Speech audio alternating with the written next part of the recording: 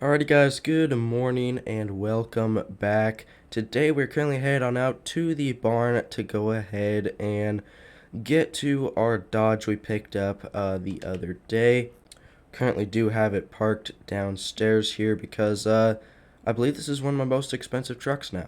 Been about a day since I've driven her, mainly been doing some hauling with the bullnose out there. But I'm happy to hop in her today, go ahead and hook up to the 40-foot gooseneck, and go ahead and pick up a brand new truck. So the truck we are going to go ahead and pick up today is a 2002 Chevy Silverado. Now, I believe this will be the first Chevy we'll have on the farm. Now the reason I'm getting this Chevy is because the price, it's very convenient to go and pick up, it's right here in town, and it's a Duramax. Now you may be wondering why I'm getting a Duramax, because if you look around, I have many Cummins and Power Strokes around here. Now the reason I'm getting a Duramax is simply just because I don't have one. And this truck is, I think this is it right here, is an extended cab. And it's not dually or anything like most of my diesels. So it'll kind of be just like, an easy get around vehicle. They can also tow and haul things back to the house if need be. Looking over, it has a plow mount. Those always come in handy. Has this rear bumper and everything. You rarely see this body style of Silverado with the rear bumper on them, so that's pretty nice.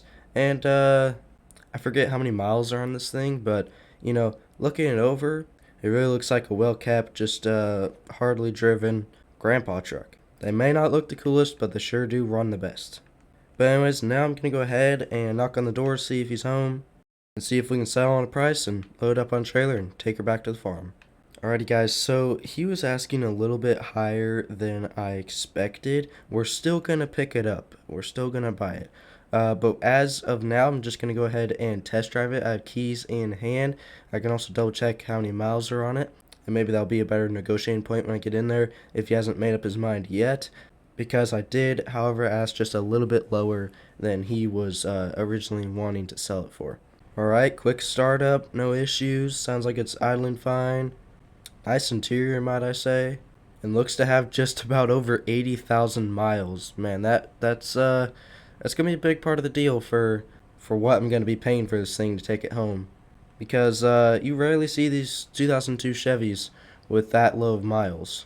Pretty sure this thing is about the definition of a grandpa truck. Nothing against that though, I'm actually pretty happy that it hasn't been hardly driven. So far this test drive has been going pretty well, rides very smooth, not a lot of engine noise in the cab. That can be kind of annoying for a lot of people, however I put exhausts on almost all of my trucks. It's not really too much of a big deal for me. Alright guys, pretty happy on the truck. Really I'll just pay whatever price he's decided on. I do have cash in hand right now, and then we should be loading it on the trailer and taking her back. Alrighty guys, $25,000 later, and we have a new Chevy Silverado. Now, I know that's quite a lot of money for a truck like this, but I mean, you really can't beat that price with this low of miles and just the overall condition of the truck. I'm actually pretty excited for when I get this thing back to the shop, because now that this is my first Chevy, and I believe I have some aftermarket wheels that can fit this lug pattern back at the shop. I may have to throw those on. And there's not too many scuffs or anything on the paint, however I just can't stand white trucks.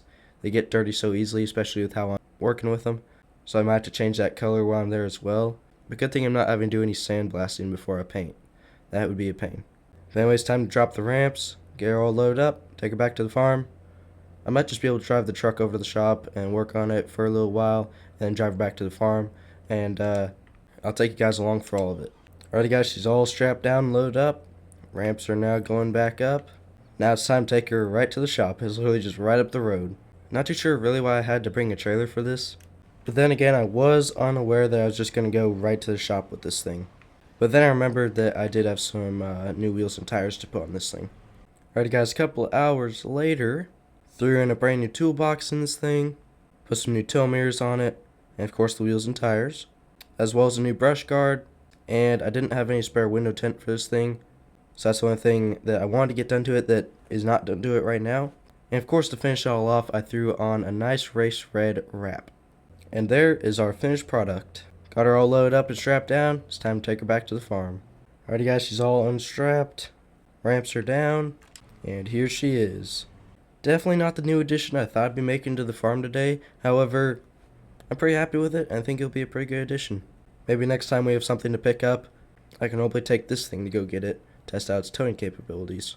But anyways, guys, here she is. She's back at the farm, and that is it for today's video. Hope you guys did enjoy today's video. If you guys did, make sure to drop that like. It really does help me out, as well as subscribe and hit that little notification bell right next to the subscribe button to never miss a new daily video from me.